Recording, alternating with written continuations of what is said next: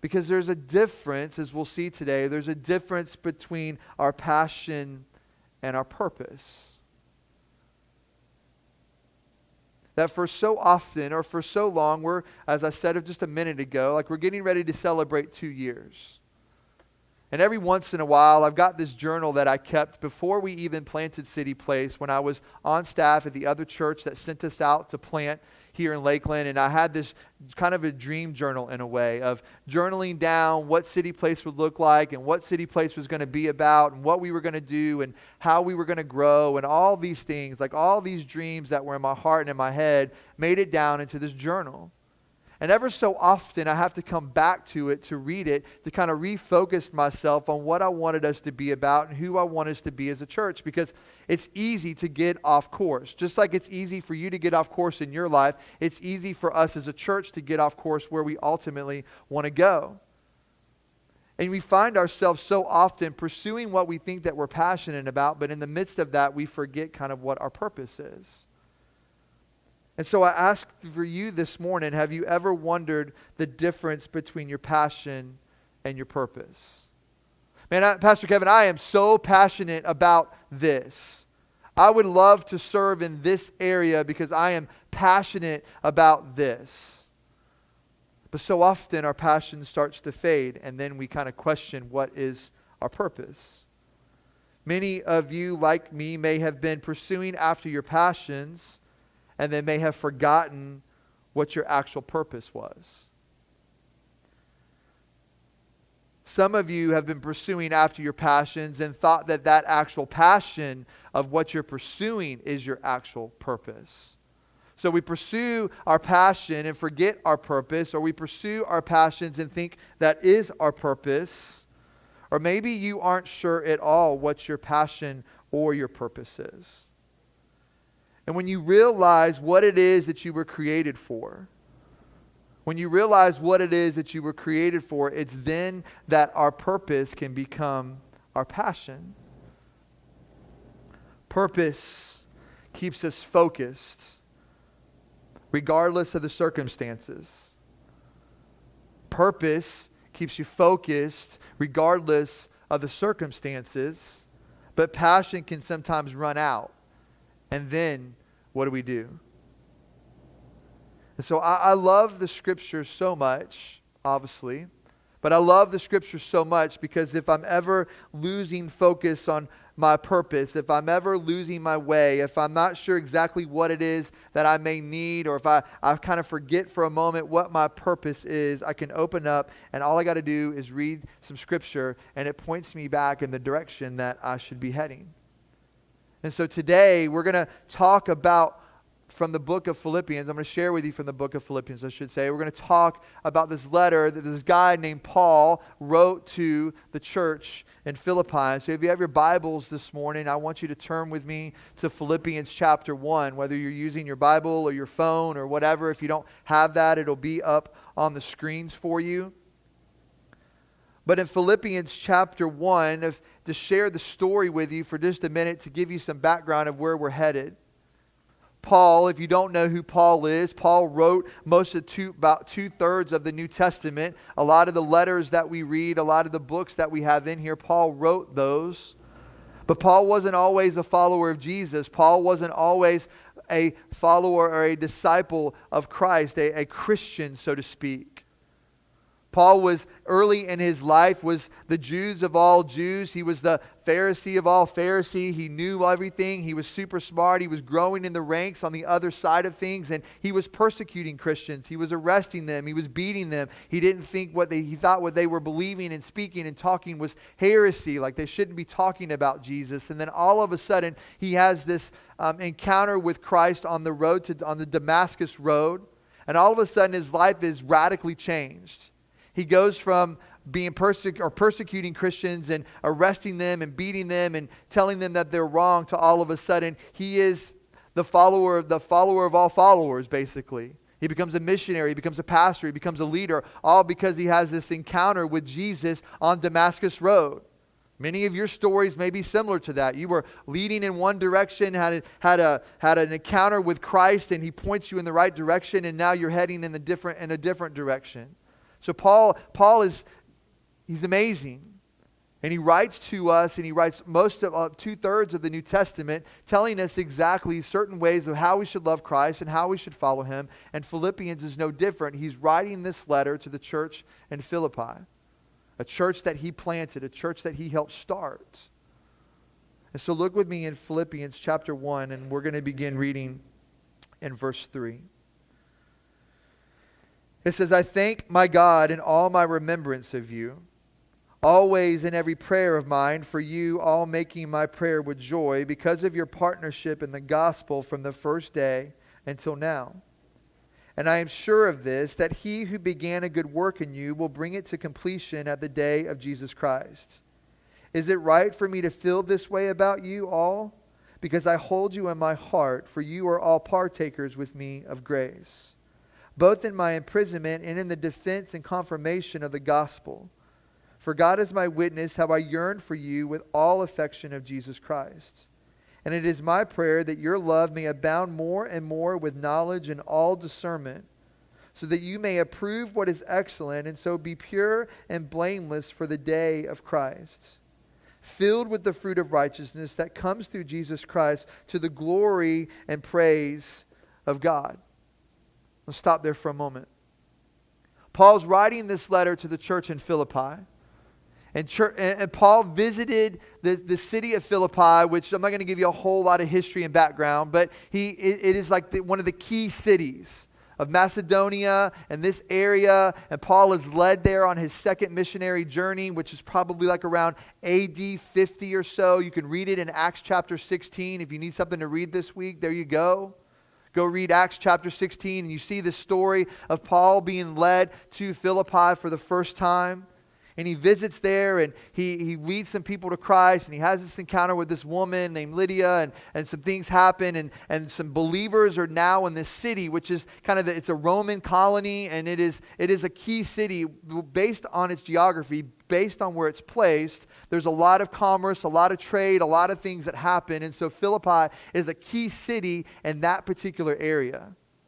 And so Paul feels led to go there in Acts chapter 16. The Holy Spirit leads him there.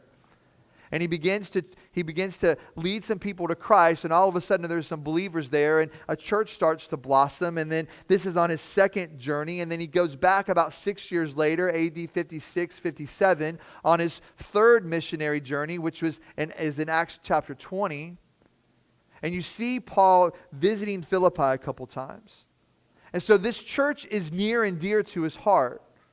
I mean, it is kind of one of those things like I came to you on a missionary trip, and if you've been in church long enough, you've been around churches that have taken missionary trips to Guatemala or Honduras or Haiti or Africa or whatever, like churches that take missionary trips. I mean, Paul is going with one purpose in mind, and he's taking these trips, and he's transforming people with the gospel of Jesus Christ. He's leading people to Christ. He's starting churches in areas where there weren't churches. And so this church in Philippi is very near and dear to Paul's heart. And so he writes this letter to them at the beginning there in the first few verses, 3 through 11. He just begins to encourage them. Like the area that they're in is a key city, a key Roman colony. And so they're under persecution all the time. They're facing hardships all the time. They're facing difficulties. It's not like they just get to show up in an elementary school every week and just worship God and go about their way. Like they're having hard times. And Paul sees what they're doing. He understands what they're doing. And he appreciates it. And so he writes this letter to them and trying to encourage them. And he tells them, I've been praying for you. I'm praying for you in all my joy and all my prayer. I'm so thankful for your partnership with me in the gospel. I'm so thankful that you're doing what you're doing, that I believe that God will see this good work that God's began in you. He will bring it to completion. It's right for me to feel this way about you. I'll hold you close to my heart because you're partakers with me in grace, both in my imprisonment, which Paul's in jail at the time that he's writing this letter in Rome.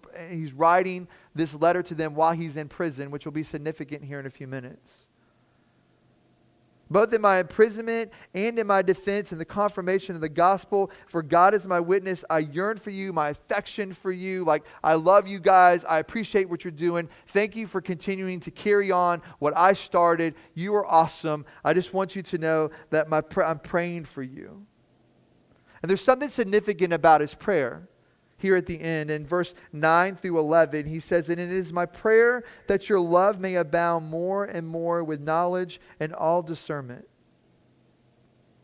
so that you may approve what is excellent and to be pure and blameless for the day of Christ, filled with the fruit of righteousness that comes through Jesus Christ to the glory and praise to God."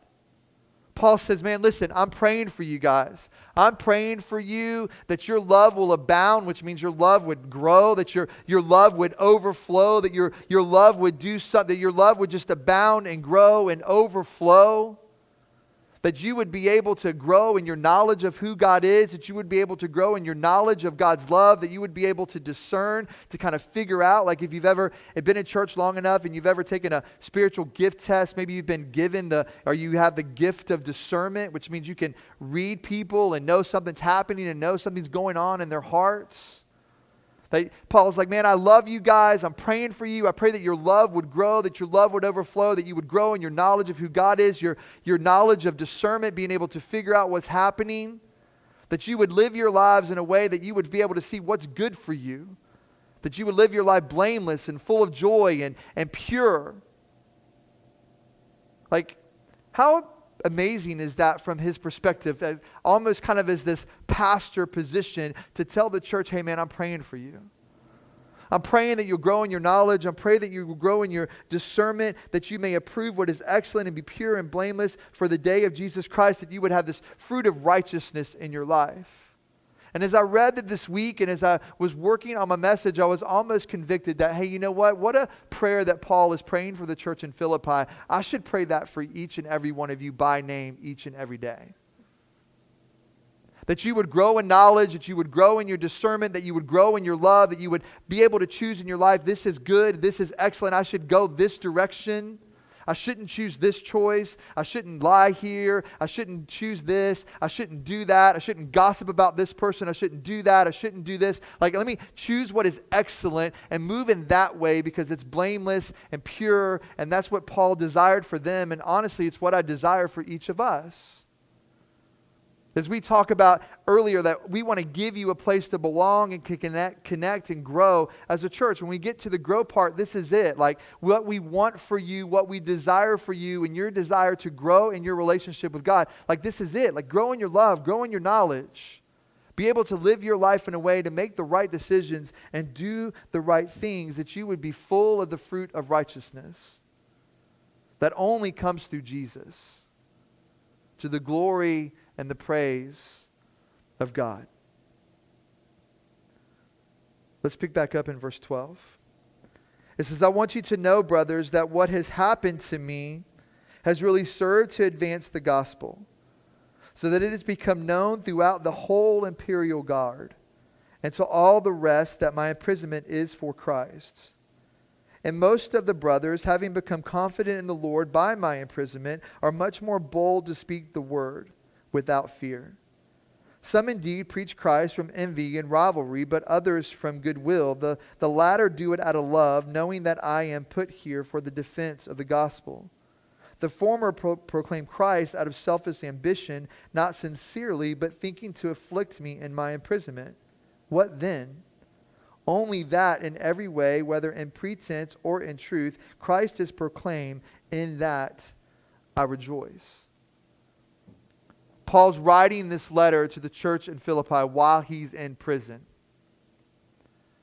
He's shackled and locked up and in prison for sharing the gospel and sharing the love of Christ and doing what he's done at the church after church and city after city. Everywhere he goes, he's sharing the gospel. He understands what his purpose is. He understands what his passion is. And he's pursuing after that. And he's beaten, arrested, flogged, thrown in jail constantly everywhere that he goes. But he never loses sight of what he's doing or what he's called to do.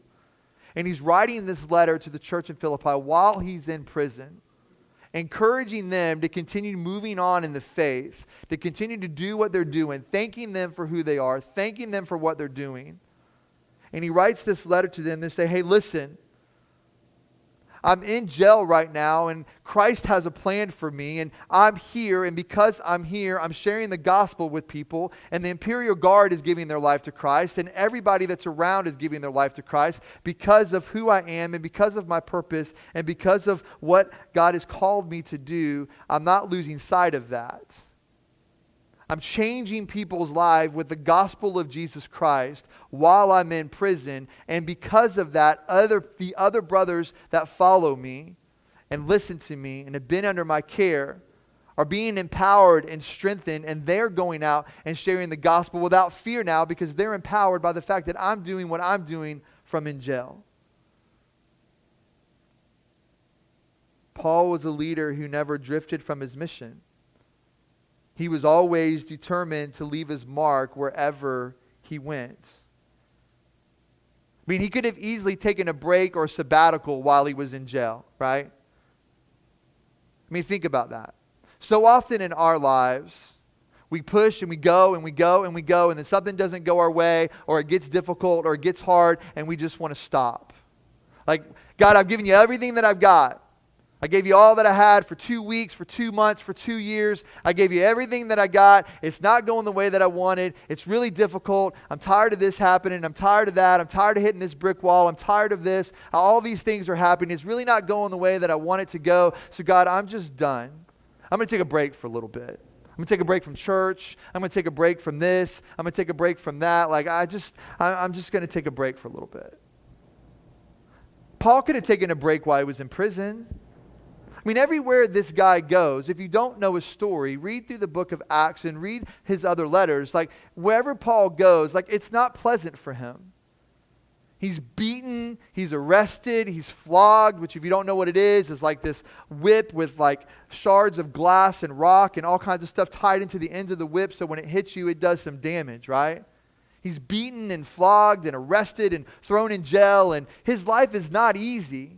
But yet he goes to the next city, and he goes to the next city, and he keeps serving, and he keeps giving, and he keeps sharing the gospel. He keeps doing exactly what it is that God has called him to. Do you not think that maybe for a minute he's like, God, listen, I'm tired.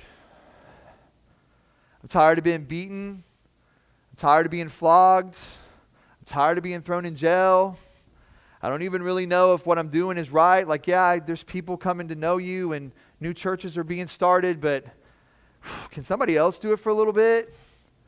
Like, I'm in prison now. So I'm just going to take a break for just a little bit.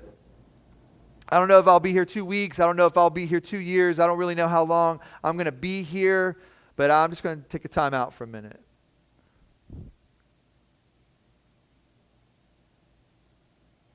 I mean, he could have questioned his purpose and am I doing the right thing? Have you ever been there? Man, I don't understand why this is so hard. I don't understand why this is so difficult. I don't understand why it can't be the way that I envisioned it in my head. Like I was going to take this new job and it was going to be awesome. And I'm 3 months in and I don't really like it anymore. I was going to choose this university and go to this college because I thought this was the place that I was supposed to go. But now it's really not working out the way that I wanted it to. I was going to try this relationship because I thought he or she was the right person for me, but it's really not working out for me. God, I was going to serve you and give you everything that I had and do this, and I was going to serve in this area at the church or that area at the church, or I was going to start a church, and man, it just really hasn't gone the way that I wanted it to go, and this hasn't happened, and that hasn't happened, and so I'm just going to, am I doing the right thing? I mean, Paul could have done any of that. But have you ever asked yourself any of those questions? Because I know that I have. But Paul's like, no, man, that's not it. Hey, I want you to know that I'm in prison, and as I'm writing you this letter, I want you to know that the Imperial Guard is coming to know Jesus because of me sharing my faith. And not only is the Imperial Guard, but all the rest, everybody else that's around, is learning and understanding the gospel of Jesus, that Jesus Christ loves you and died for you on a cross, and that he loves you, and 3 days later he came back to life. Like, here's the gospel. Like, God loved you enough that he sent his son to die for you.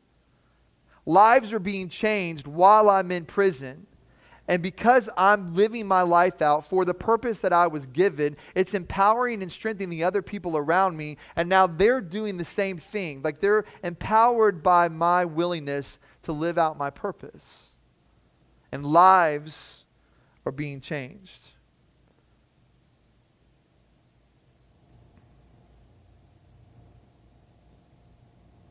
And so this morning, I want to share with you a few thoughts about purpose. I have 5 thoughts about purpose this morning. Then the first one is this, is that a purpose will motivate you. A purpose will motivate you. Paul was motivated by one thing and one thing only. His purpose in life was to share the gospel of Jesus Christ everywhere that he went. Whether you liked him, didn't like him, was going to punch him in the face, was going to pull his hair out, was going to throw him in jail, whatever he was going to happen to him, he didn't care. His purpose was to share the love of Christ everywhere that he went. He was motivated by his purpose. So often in our lives, in my life and in your life, we're motivated by so many things, and those so many things become a distraction for us. And we lose sight of what our purpose is. Some of you aren't motivated by anything, and that's not good either, right? Motivation is an interesting thing as the year starts. We were just talking about it before church started, some of us back in the back. Like New Year's comes and everybody makes, as we've talked about a little bit over the last few weeks, New Year's resolutions. And one of the biggest ones always is, I'm going to lose X amount of pounds this year. I'm going to the gym. I'm going to start working out. And so for those of us that go to the gym on a regular basis a couple times a week, we hate January and February, right? Because all the new people that are going to start working out come for like 2 months. And then they fade away and they never come back, right? So if you're there a couple times a week, regularly working out January through December, in January and February, it's hard to get to a machine because everybody's there on their New Year's resolution. They're motivated. But that motivation kind of fades. By February, by March, the gym will be back to the normal people that are usually there. I'm going to quit doing this, and it lasts. I'm going to go back to church in 2018, and we go for a little bit, and maybe we don't really like the pastor or the preaching, or maybe the worship isn't our thing, or maybe our kids didn't have a good time, or whatever it may be, and so we start to fade a little bit, and we start to want to pull away from church a little bit, and so we're just not really sure where that happened and where to go, and I don't know. And so we were motivated at the beginning of the year, but it kind of starts to fade. With our New Year's resolutions, we're motivated, but we're really only motivated for short periods of time. Like, have you ever known anybody that made a New Year's resolution and they've stuck with it? Like, for good? Leslie, one of our daughters, I think she was 15. They'll be 23. Her and Cassie will be 23 in a couple weeks, which is crazy. I think Leslie was like 15. She's like, I'm never drinking, first of the year, I'm never drinking soda again. Soda's gross. It's awful for you. I'm never drinking soda again. We're like, okay, sure. So now we're like almost 8 years in after she made the New Year's resolution when she was 15, and she still has never drank a soda, right? But very often our New Year's resolutions, we're motivated, but it's only for short periods of time. And so we've got to remember and know that a purpose will motivate us. The second thought is that a purpose will keep your priorities straight. A purpose will keep your priorities straight. A quote from, I hope I don't butcher his last name, but Henry David Thoreau, maybe. It's not easy to be busy. It's not enough to be busy. So are the ants. The question is, what are we busy about? It's not enough to be busy. So are the ants. The question is, what are we busy about? Purpose will help you keep your priorities straight. So many of us have so much clutter in our lives. We're pulled in 8,000 different directions.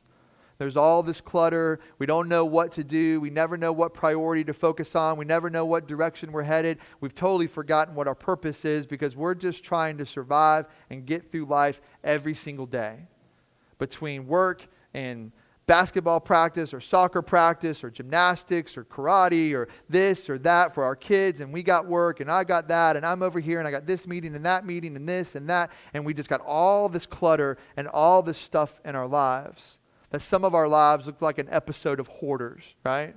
Ever seen that show? Like sometimes people's houses are so full of stuff like they can't even get in the front door, like they're cutting holes in roofs so they can get in to just start cleaning stuff out. Like some of our lives are like this episode of Hoarders. We got to clear the clutter that's in our lives. And a purpose will help us keep our priorities straight. If I know where I'm headed, if I know what my goal is, if I know what my purpose is, and I can see the finish line, so to speak, at the end of the track, then I know exactly where I'm headed. If I'm a track star and I run whatever event that I run, right? My goal is to get to the finish line as fast as I can get. Like, that's my purpose that day. And when we have a purpose and we understand what our purpose is, not a passion, but a purpose, it'll help us keep our priorities straight. The third thought is that a purpose will develop your potential. A purpose will develop your potential. I have a lot going on right now, like many of you, pretty busy. Katie started playing basketball, so we got basketball practice a couple times a week and games, and this has happened and that's happened, and being bivocational and doing stuff and whatever. Like, I'm all over the place. Got a lot of stuff talking about clutter. Got a lot of stuff happening in my life, just like many of you guys.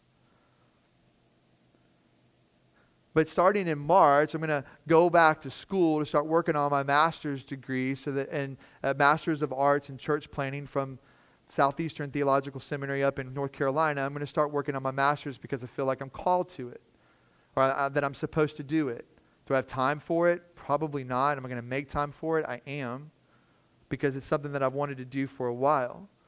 But the reason why I'm going back to school to finish working or to begin working on my master's is because I want to be the best pastor and the best church planner that I can be.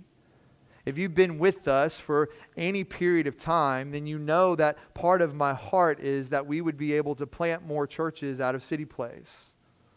And some of you guys laugh at that, and some of you guys shake your heads like, dude, there's like 40 people here on a given Sunday. But like, my heart is that eventually we're going to get to a spot where this will be a place where people will come and learn what it looks like to plant churches, and we'll be able to send other people out to go plant churches all around the world. It's a big dream of mine. Well, we're going to get there eventually. But I want to be the best pastor, the best church planner I can be. I want to learn all that I can learn about church planning. And so I'm going to pursue after this master's degree specifically in that, because I would love to eventually be able to coach and lead and help other pastors and planters who want to do the same thing.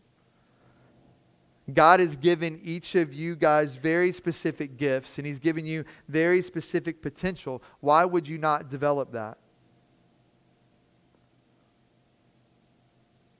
That a purpose will help us develop our potential.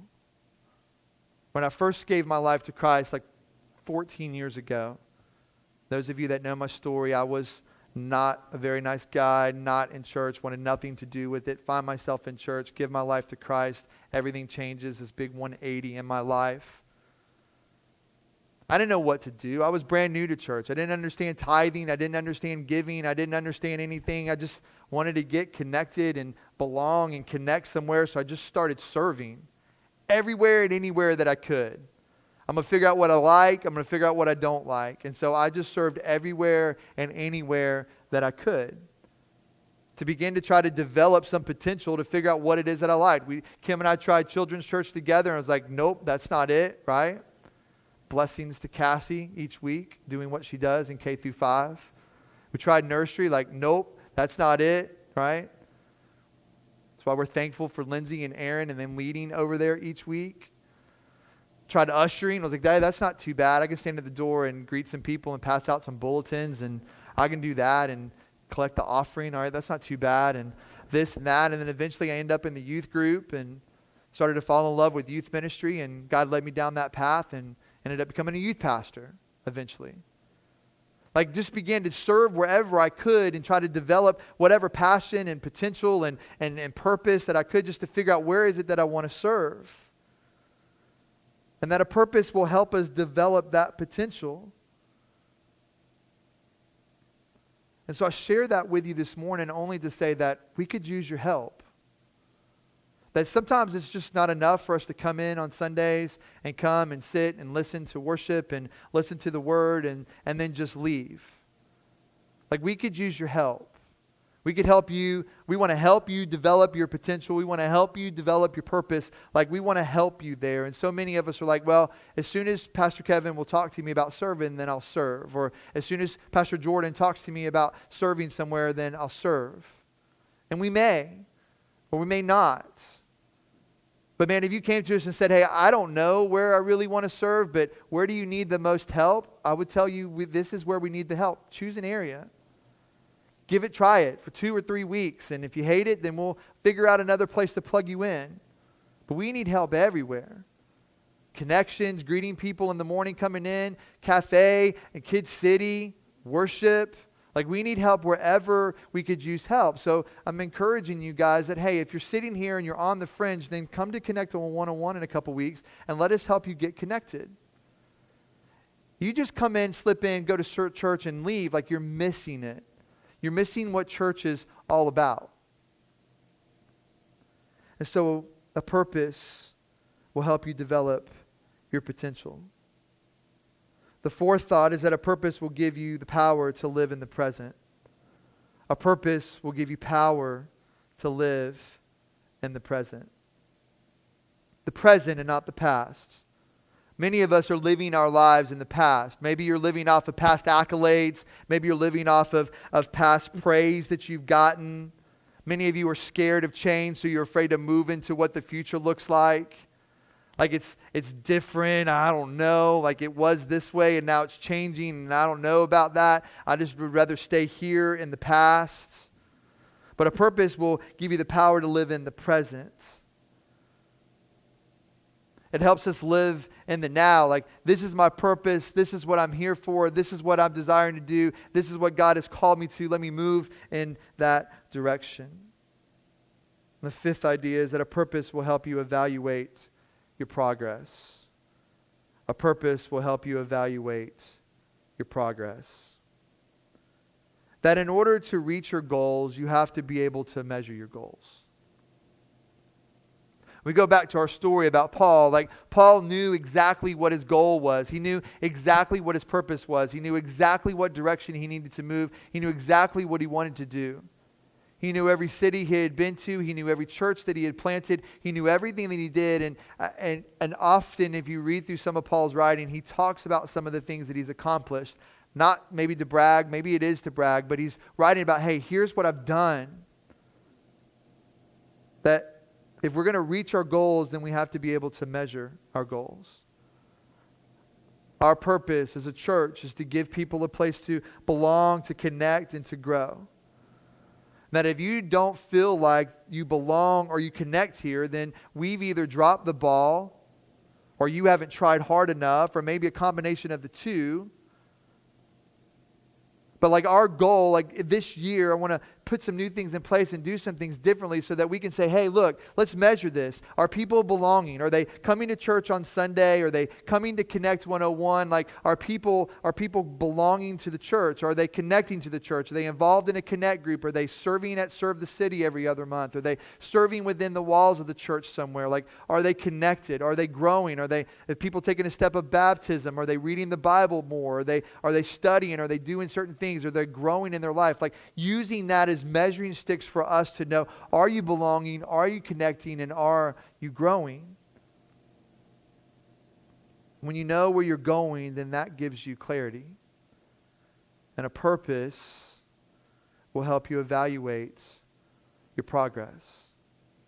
If I know what my purpose is, then I know exactly what I need to accomplish, and I'm able to measure it along the way. Am I there yet? Have I gotten off track? Have I gone this way a little bit? Have I gone that way a little bit? Like, am I on track of where I need to be if I know exactly what my purpose is? So purpose will help you evaluate your progress. I'm not one for poetry much, but I found this week, and I want to read this to you guys really quickly. It says, I'm feeling like I'm breathing my last breath. I'm feeling like I'm walking my last steps. Look at all these tears I've wept. Look at all the promises that I've kept. I put my all into your hands. Here's my soul to keep. I let you in with all that I can. You're not hard to reach. And you bless me with the best gift that I've ever known. You give me purpose. Yeah, you've given me purpose. Thinking my journey's come to an end, sending out a farewell to my friends for inner peace. Ask you to forgive me for my sins, or would you please? I'm more grateful for the time we spent, my spirit's at ease. I put my heart into your hands, learn the lessons you teach, no matter when, wherever I am, you're not hard to reach. And you've given me the best gift that I've ever known. You've given me purpose every day. You've given me purpose in every way. Oh, you are my everything. Oh, you are my everything. Some of you guys may already know this, and others of you don't have a clue, but this really isn't a poem, but the lyrics to Justin Bieber's song, Purpose, okay? And I'm not a Bieber fan by any stretch of the imagination, but in my research this week, I always like to go to YouTube and search for something and just see what pops up in YouTube videos or certain things that come up. And you type in the word purpose into YouTube, and the very first thing that popped up for me was Justin Bieber's song, Purpose. And if you like Bieber or don't like Bieber or whatever you think about him, I know that he's affiliated with a church in Seattle, which we talk about often. Their pastor, Judah Smith, I've used him as a reference. He's affiliated with Judah's church, and Judah's been Justin's pastor for a while, and he's talked about the ups and downs of trying to pastor Justin Bieber and what that looks like. But there's this song, I guess from the idea from the internet, which everything on the internet is true, right?